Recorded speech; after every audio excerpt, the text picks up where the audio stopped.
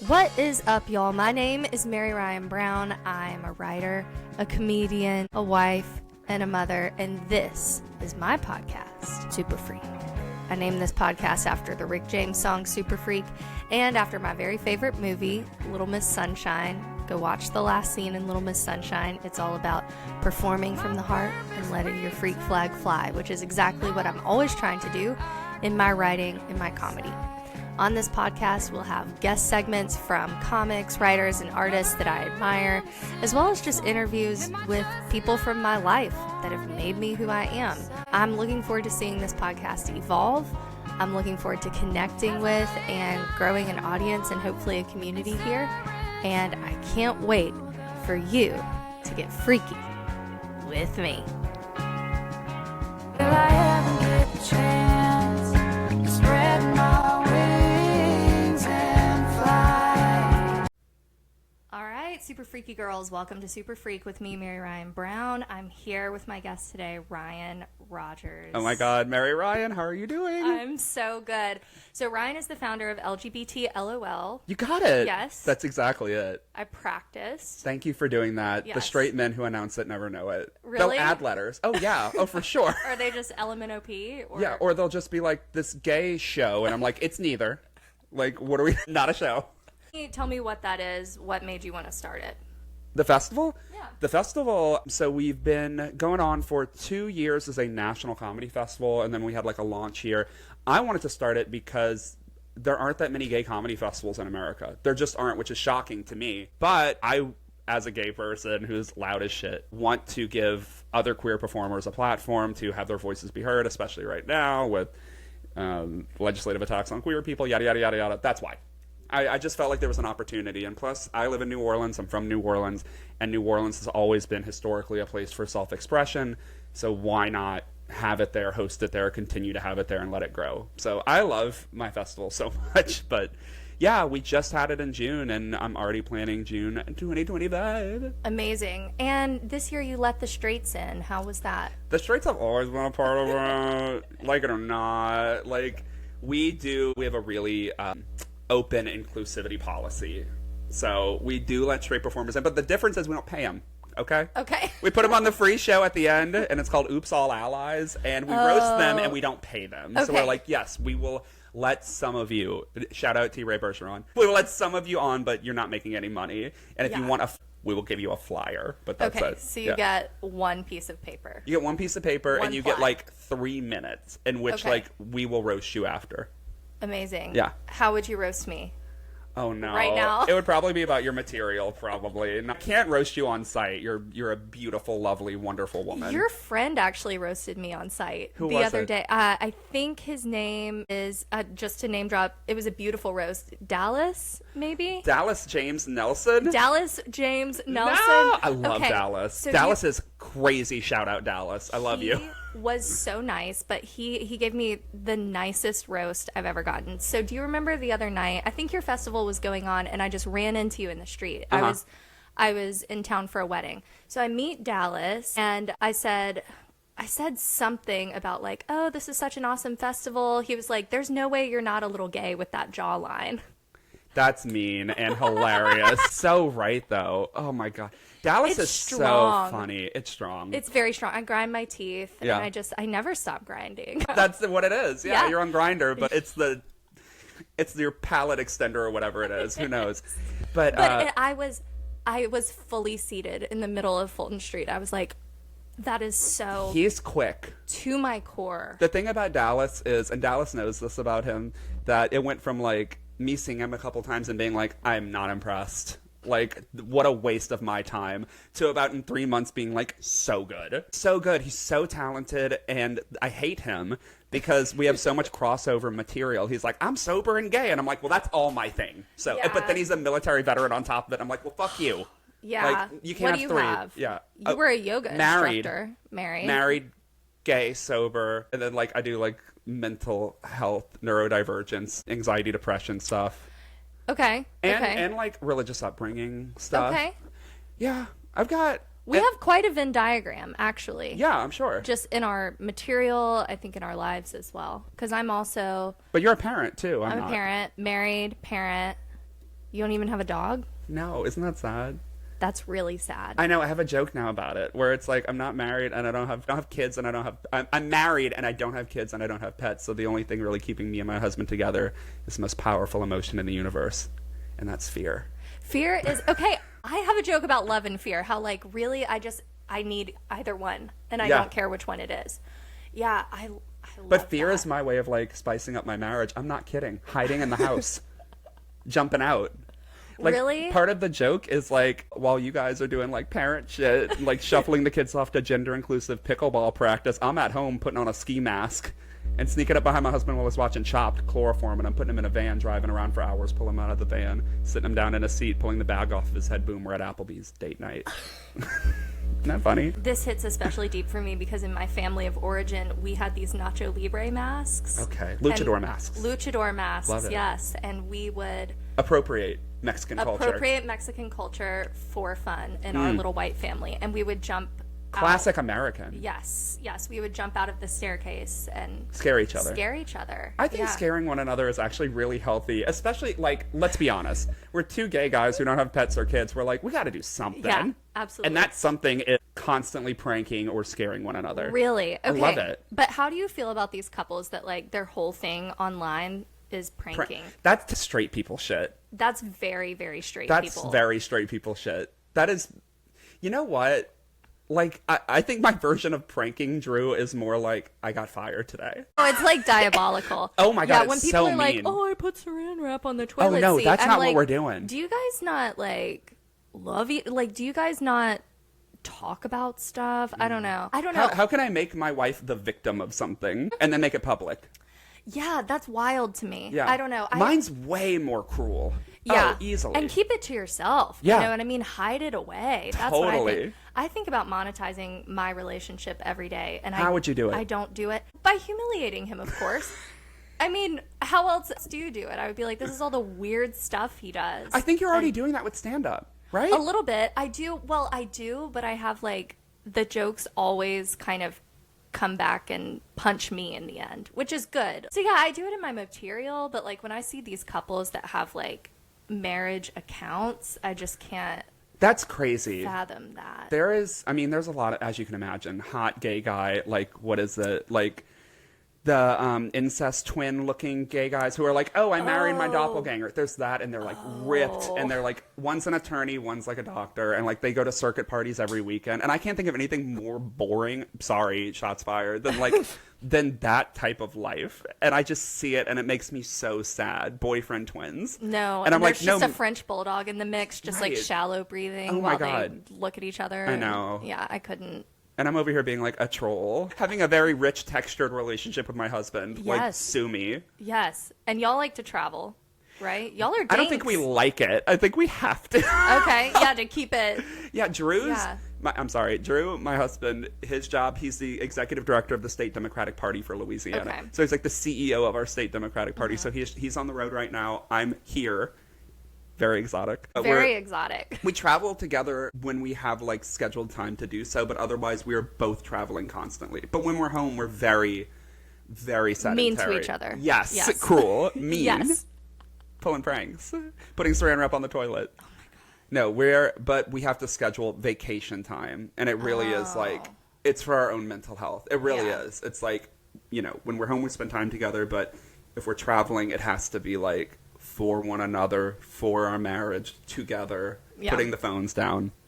Yeah. Yeah. We did that for the first time this summer because How would it Andrew go? travels for work and he's gone a lot lot of weeks. It was great. We went to Santa Fe.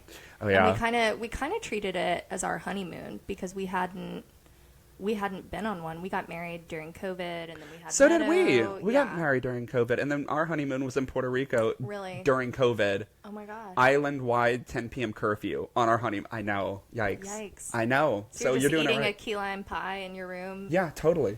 Yeah, that's exactly being what we mean. did. And I just like no, I wasn't sober yet. And I flew with drugs to Puerto Rico, and he didn't know the whole time. And so I'm like kind of living a little bit. Yeah.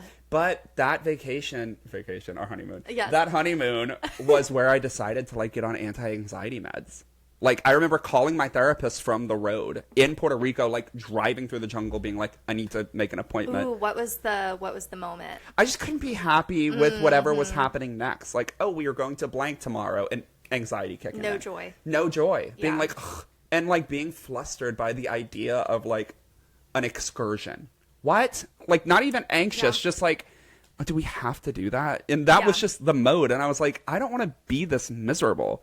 This is a bummer for everyone. Yeah, and you're like Kanye says, how are you going to be mad on vacation, you know? We're quoting Kanye already. At this point, yes. Yes. What's the best Kanye album? Go. Ooh, okay.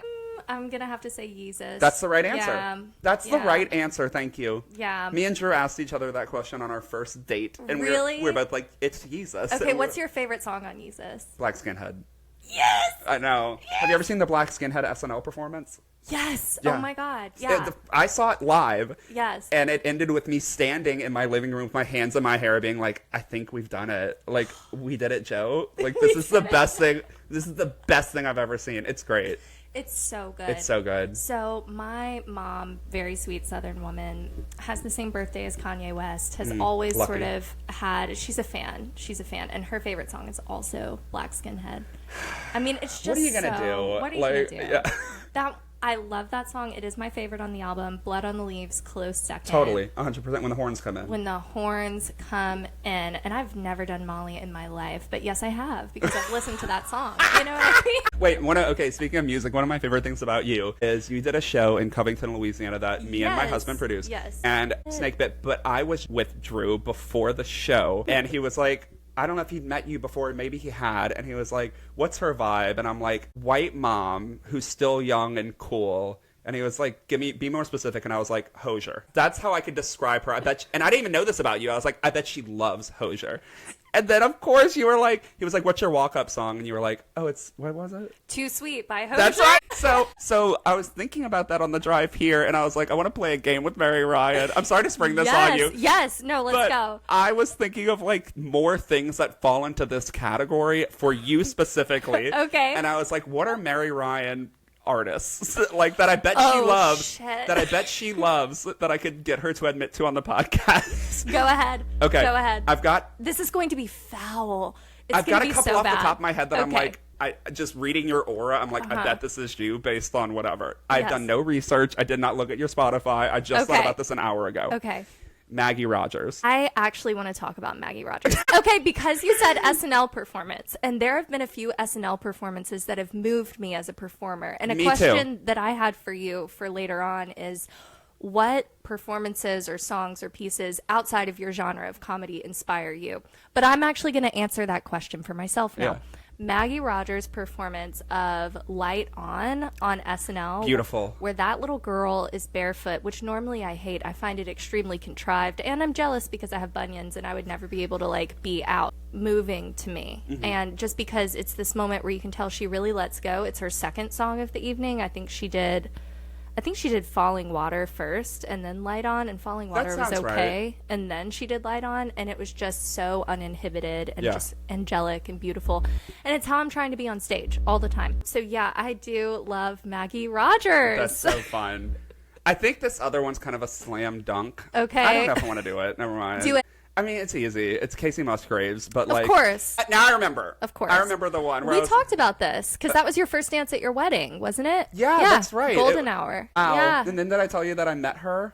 Yes. It's a crazy story. We're not getting into it. But Okay. yeah, I got to meet her, and she was everything I thought she would be. In a I coffee love shop her. in Nashville, and no one else was there. It was crazy. The other one where I was like, this is so rude. But I was like, okay, if I'm thinking of Mary Ryan, and I'm nailing the first two.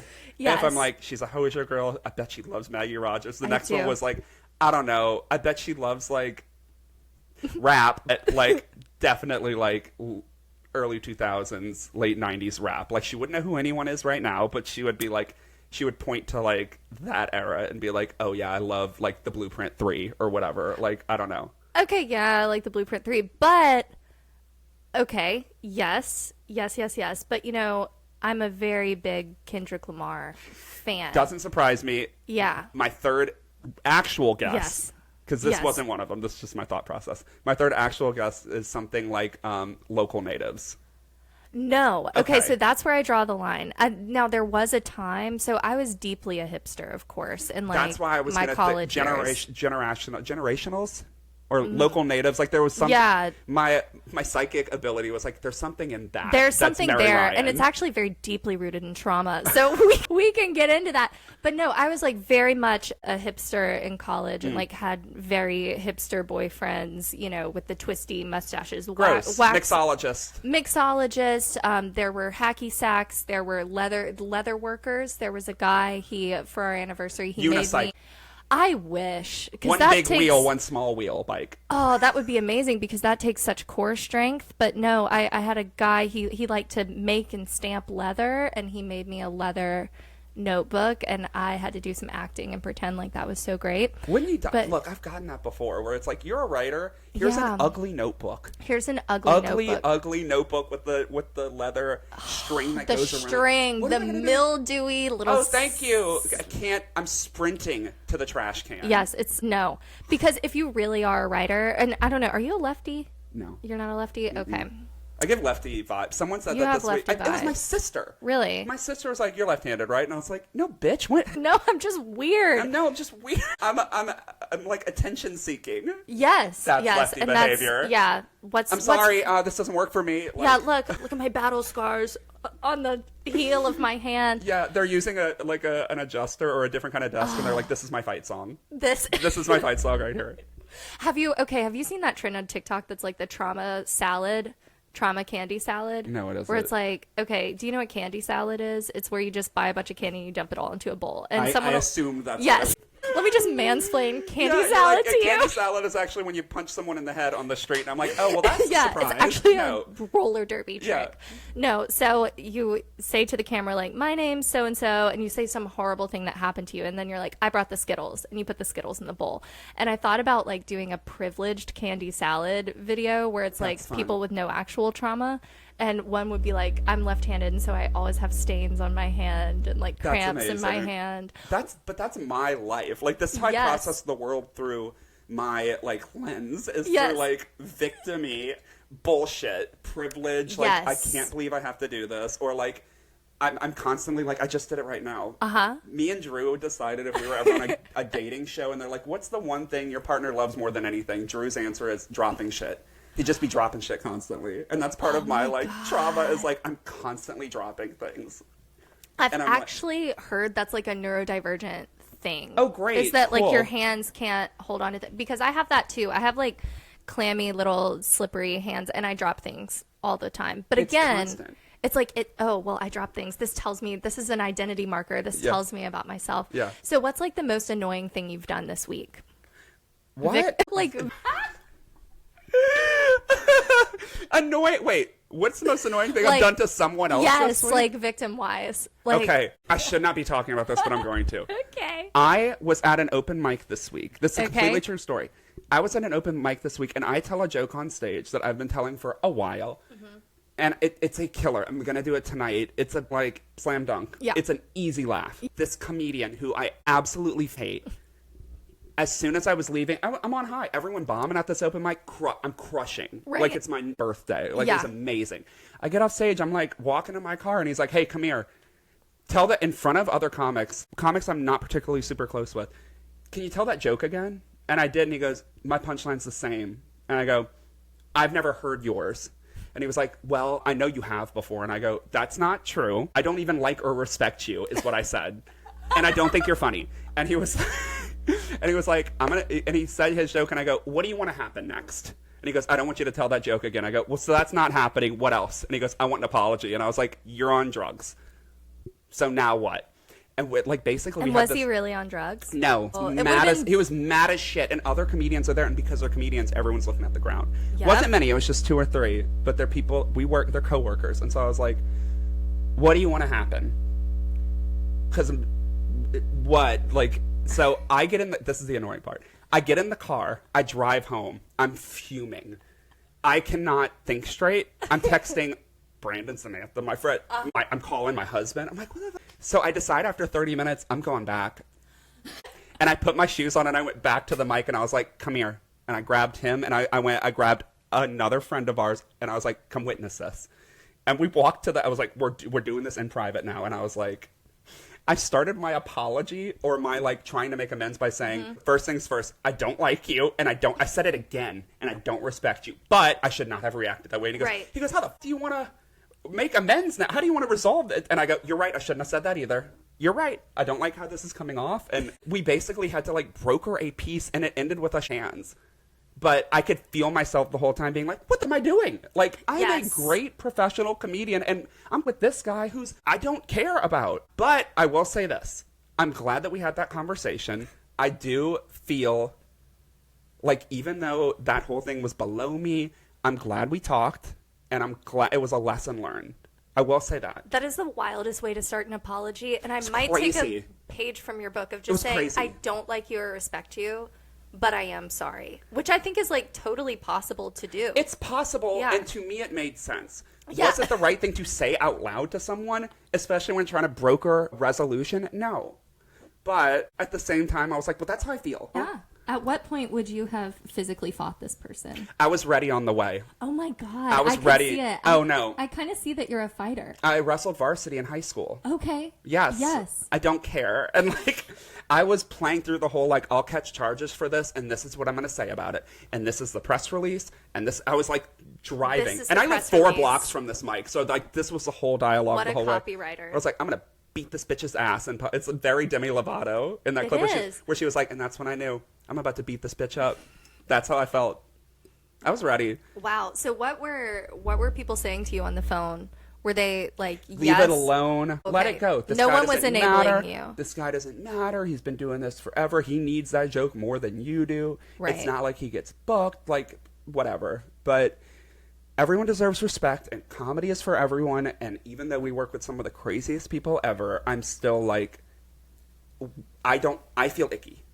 I feel icky after conflict, and I'm like, I want to suck the venom out, whether I have to eat crow, apologize. He probably did want to be heard, and I told him that. I said, if I would have experienced that, I probably would have done the same thing you did, so I get it. Unfortunately, the reality is these jokes were written in vacuums, and they are similar. It's not exact. It's different premises. It's got a similar punchline. Don't know what to tell you. I'm certain you're not the first person to create a misdirect as a formula for a joke. No. And he was like, yes, I am. And that's when that's when our friends were there were like, okay, well, this is over. Like, this is dumb. The first mistake is like thinking you've ever had an original thought in your life. It's because true. No, you haven't. No. Like, we're all just, reaching for the pile of magazine scraps here. Yeah. And sometimes you get a cool picture of a beagle, and sometimes you get someone's knee. Yeah. Yeah. 100%. How interesting. Mm-hmm. Wow. But annoying. It is annoying. So to your point, I felt annoying the whole time, where I was like, I feel like I'm doing this for just reasons, but I could easily move on. You could, no one else cares, but there is like a part of you, and I'm speaking about me as well, like that universal compulsion to, okay, this sweater has come apart a little bit, and I need it to become a ball of yarn before I'm done. Like, it needs to all... It's classic, though. Like, I feel that way about everything. I don't like being mad, and I don't like people I don't like being mad at me. I don't like... No. I don't... My biggest fear is someone that I know not liking me or having a problem with something and me not knowing why. Yes. If I know that you just don't think I'm funny, or you think I'm annoying, or you hate me because I'm gay, that's fine. I would just rather know. I would rather know too. And also my default is that everyone is mad at me, which is an extremely annoying way to be in the world. It is. Because then everybody has to like prove themselves to you, and you're like not in control of your own life or your own emotions, because it all depends on others' perception of you. And it's exhausting. And for what? For what? For what? For what? Like... Yeah. Being gay, I've been able to like let go a lot about what people care about me. You see me on stage. I don't care. Yeah.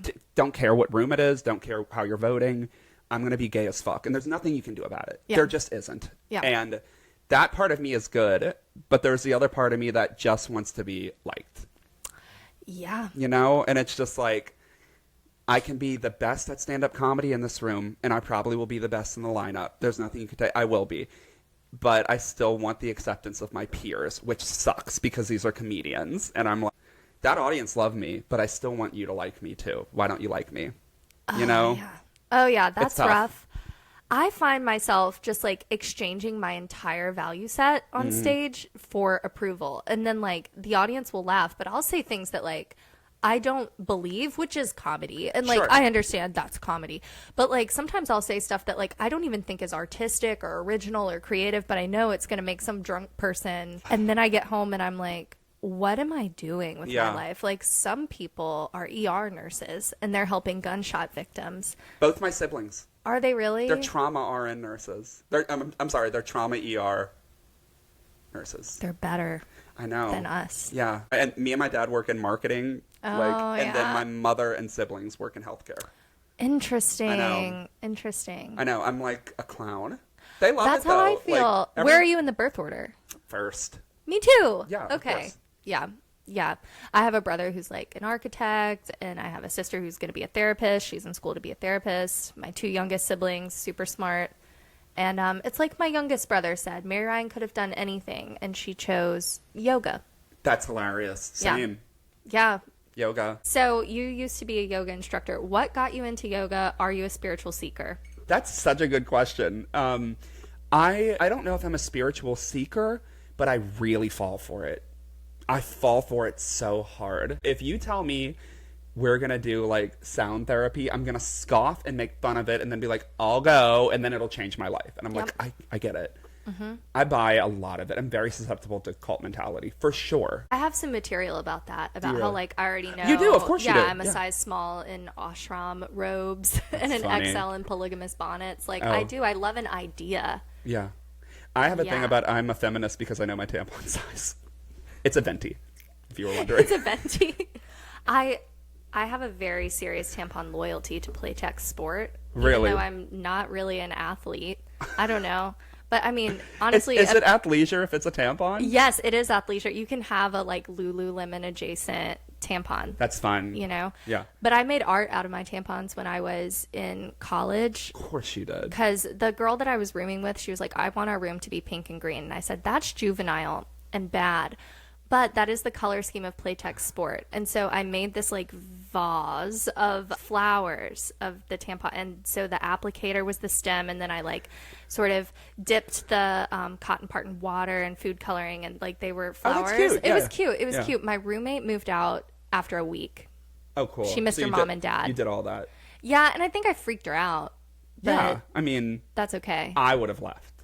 You would have left? Yeah, I would have been like, tampon girl is a little much. It was a lot. It was the tampons. It was the bob haircut. I had a lot of yeah. very That's- strongly held opinions. That's difficult. It was hard. And she was a sweet girl. She wasn't ready for She wasn't ready for anything. my avant-garde lifestyle. Oh, yeah. They're like, this big city cosmopolitan girl Yes. at USM is really tripping me out. Yeah, she was like, I miss my multi-poo. I want to go home. So yoga is like... Yes. I lived in San Francisco, and I took a yoga teaching training course, and it was like very intense, and it took up a lot of my time. I loved the group I was with. There were 33 of us, and it was very intersectional. It was like half men, half women, half straight identifying, it was mixed culturally. Like there was a very, very diverse group. Like, anyway, we all got along really well, but they did a lot of irresponsible things in the training. And then during COVID, the entire operation shut down nationwide. And this was not Bikram? No. Okay. It was called Yoga to the People, and they were donation-based. I remember this. I think I followed them. Right. Yeah. They were great. I mean, in my experience. But they Yeah. were based in Brooklyn. They had a Berkeley Bay... I'm sorry, they had a San Francisco downtown, a Berkeley studio, and one more that I'm forgetting right now. But anyway, one of the things they did was during your training, because we had to basically go up every Friday, Saturday, and Sunday over the course of like 3 months. I'm not kidding. It was crazy. But one of the ones was, it was like halfway through, they brought you into the studio, sat you in a circle, and then you had to stand up, look everyone in the eye, make a lap internally, and then say something to the group that you've never said out loud before about yourself. And so everyone is talking about their sexual assault for the first time, or everyone is talking about it was really tough, and you had to stand up, do yours, and then I had to follow you and be like, this is Mary Ryan, she underwent sexual assault, and then I had to tell mine. So you have to remember the person in front of you and do theirs. Not everyone, but you have to just remember the person before you so that you're listening.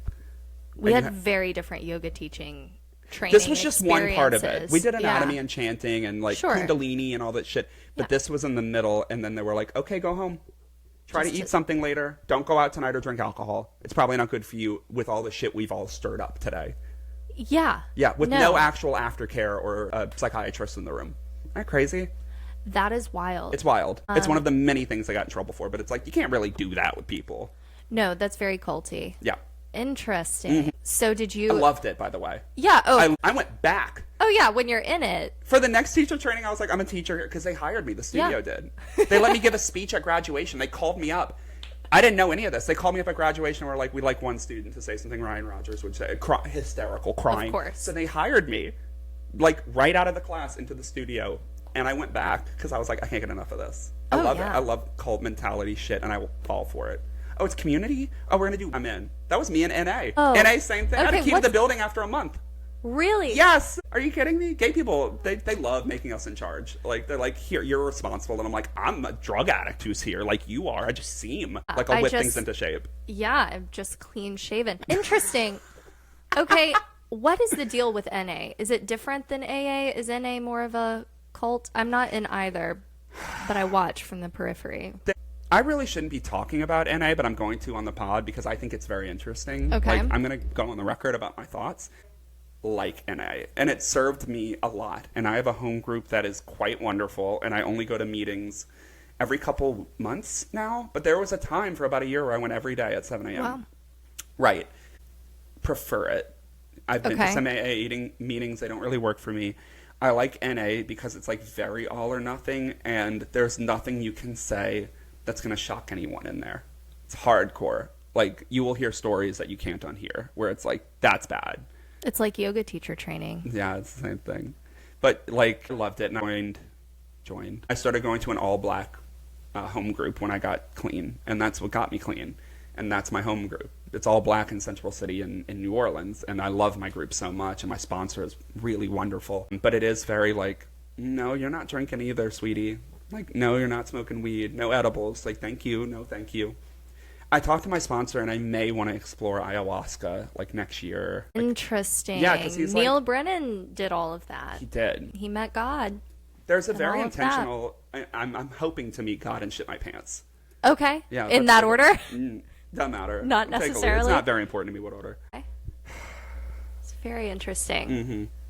Very interesting. I did a yoga teacher training in Fairhope, Alabama. No shit. Okay, yes, that's cool. I love Fairhope. I do too. It was wonderful. It was with a bunch of like middle-aged women mostly, Mm-hmm. and they kind of adopted me, and it was great. It was fantastic. good. And then there I was, a 23-year-old yoga teacher, Yeah. and that was my life for a little while. I loved it. It was my life too. One of the things that one of our teachers told us in training that I thought, like, it hit me like a ton of bricks. Yeah. Where she was talking about something and she goes, look, no one joins a teacher training because everything's going well. I'll just say No. that. Isn't that crazy? And we were all just like naked. I was like, teen. Like, Yeah. that is exactly what's going on here. No, and I mean, it's a parallel to comedy, too. Nobody's doing that because they're okay. And what is comedy but a trauma dump and a bit of a cult? Yeah. Yeah, I still think, like, comedy's not therapy, go to therapy. For sure. For sure. Yeah. No one agrees, but, like, that's how I feel. Where I'm like, maybe don't bring your shit here. Maybe, like, have an act and a premise and, like, work on it. Like, even a mic. Like, maybe, Oh, yeah. maybe at least pretend to me like you're working towards something. And Yeah. that something shouldn't be, like, self-actualization. Do that on No. your own time. No, it I'm trying to has make to people be laugh. art. Yes, Thank you. and that's the exchange, is that, like, yeah, you get stage time, but you have to be providing a service. You have to be selling 100%. beers and making people laugh. Yes. So what's your writing process? That's so funny. My writing process is typically to, like, if a premise or an idea or, like, a pun or whatever, or a turn of phrase will come to me if I'm, like, skating or, like, doing cardio or whatever. Like, that's usually when it happens, where I'm just, like, mind blank. I'll write it down and I'll usually work backwards. And I have, like, of course, we would. I don't know how yours is, but I'm assuming a lot that, like, I have Word docs that are, like, immaculate. That, like, I start a new one every season. Yes. Like, every quarter, where it's like, here's the chapters of it, here's how it's broken down, here's everything that is graduated into a set, and then here's the parking lot at the bottom of everything I'm working on. So that's usually how it works. And I'll bring a little notebook with me to a mic or whatever, or a book show, and I'll write the bullets before I go on stage. Yeah. Just so I know that I have the muscle memory. Yes, the muscle memory is really big. Like, when we're writing to shows, I'll be doing the bullets, and Andrew's like, what are you doing? And you just have to write the bullets. And you might not stick to them, and it might not come out that way, but, like, let me do it. No, it's my blankie. Like, I need to... Me too. I've got a tiny note. I wear a Lululemon... of course. Shut up. Fanny with me everywhere, and it's got a little notebook in it. And so, just in case I need it to, like... Let me get... This is not for creative writing. This is for me to getting bullets down before I walk on stage. That's the only function of this thing. Yeah, I have the notebook, I have the notes app, and then I have, like, the crazy Word doc. The notes app is just the premises. The notebook is, like, writing out the joke for the first time longhand. I have to do it longhand. I've gotten away from that, but my best jokes have formed that way. Yeah. My doing cocaine, teaching yoga was written longhand first. Because on cocaine. On cocaine, yes. Yeah. But a lot of times, like, it'll be a dumb premise about, like, and it'll all come from a source of truth where it's like, I used to hide my cocaine in my books at home. That's already, like, that's true. That really happened. Like, it's a good place to, so, like, in a little bag. Well, yeah. In the middle of the wherever. book. Like, Okay. I'd flip the book open and drop it. But then the joke is, I used to hide my cocaine in my books at home because I only lived with illiterate gay men and normal straight men, so I knew my drugs were safe. That's good. In literature. That's the opener. And then the whole joke is, sometimes I couldn't find the coke, but sometimes I would find it. But I keep reading. And I read a lot of books on cocaine, and then I do a bunch of book titles as cocaine puns. Oh, The Handmaid's that's perfect. Rail, Snortin' Here's a Who, Forrest Bump, I Know Why the Crack Pipe Stinks, To Kill a Mockingbird and Bring It Back to Life with Narcan. Like, it's a bunch of those. And then the last one is, my favorite one is Harry Poppers and the Order of the Fentanyl. Stop it. And then I go, and that's what I call reading between the lines. Isn't that good? I know it's good. So but it took me a good. while. I know. Yeah. It's fun. I'm going to do it tonight. Oh, you should. But that's my writing process is like that, where it's like hiding cocaine in books. Okay, well, where do I want to take it? I can do book titles. And then it's like, then not me on Amazon being like, classic books. Yes, I'm already thinking, like, okay, we need to do something It's harder than you with think. keys, and something with, like, an E sound that's right. That's a book title, and I can't think of anything. It's harder than you think, because I had a Yeah. column, literally a column of like drug Yes. terms from me doing drugs, and then classic literature and being like, what matches? Forrest Bump, so lazy. It's like, whatever. No, you it's know? perfect, though. I Know Why the Crack Pipe Stinks is like my favorite. And I'm like, I wish they could all be that one, you know?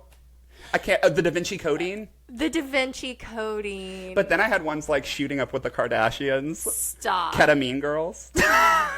It's fun when you start doing it. I know. No, okay, so my mom and I do this all the time where I called her. I was driving back from Nashville the other day, and it was when Justin Timberlake had just been arrested.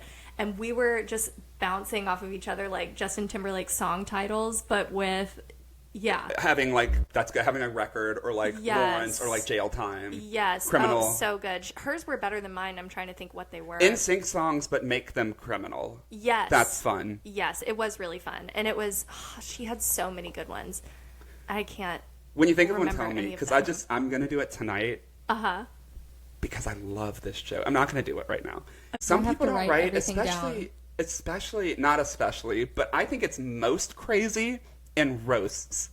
Where some comics are like, I don't write anything down. And I'm like, I have been writing my roasts for a thing, like a roast I have coming up for months. And guess what? I'm going to win. And I can't imagine someone who's like, nah, I'm just going to go off the dome. And I'm like, you're going to lose. Yeah, You're going to lose. You will lose. I've been practicing in my shower since I was 7. Just in general. Just in general. Yes. Just practicing. Yes, but specifically roasts and comebacks to people that I saw 6 months ago. Love roast. Do you roast? I have roasted one time. I had such good material. It was one of the most gratifying moments of my life, actually. I love roasting. It was so good. I was captain of the Roast Fantasy League in New Orleans my first year. Then I hosted the league my second People year. just make you a key holder, like, It's crazy. a month in. They shouldn't. But like, then I was like Hall of Fame roaster last year. Okay. And now I'm in 4 different tournaments because I love it. It doesn't pay anything unless you win, and I'm like, I know I'm gonna place before it even starts. Trust me, I got this. Do you I've have got a lot gay of trauma. anger? Yes. Yeah. Yes. And I'm mean as shit. Like. Yeah. And I'm gonna talk about your miscarriage. Oh my god. I'm gonna talk about the suicide. Oh yeah. Olivia are Cersei. Shout out mean. Olivia. Do you know Olivia? Yeah, I know She's Olivia. worse than me. Yeah, Olivia yeah. will get on stage and be like, "This guy's best friend killed himself. I wonder why? Because of jokes, like stuff like that." Where you're like, "What? You said It's great. And then she wins. It's crazy. I love her. insane. She's funny. And she's like, very I'll funny. go to their Facebook and stalk them and just be like, this is what I think about your ugly wife. Like, it's great. It's great.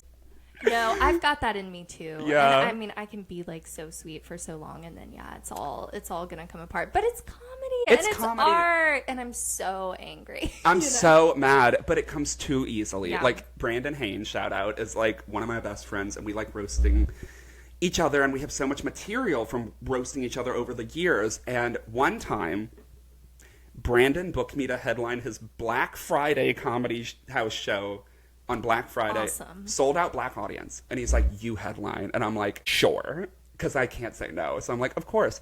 The dude before me, whose name's Nonsense. Have you met Nonsense? I have not met Nonsense. One of the funniest people, crushing so hard that I'm I'm sure. backstage and I looked at Brandon and I go, I'm giving you the money back. I don't want to do it. If your name's a noun, and it's an all-black comedy show, an He's the all-black man. audience, I'm obsessed with him. He's Yeah. so funny. But Brandon's like, you got this. And I'm like, I know I got it. I shouldn't do it. As a producer, don't put me on now. And he's like, No. just do 15. And I go, okay. Here I go. And I walked on stage, and I thought it would be really funny at the time to use a roast joke about Brandon, because it would give me a reason to be like, give it up for your host, Brandon Haynes. Roast joke go into my set. And I said, give it up for Brandon Haynes. He's a triple threat. Heart disease.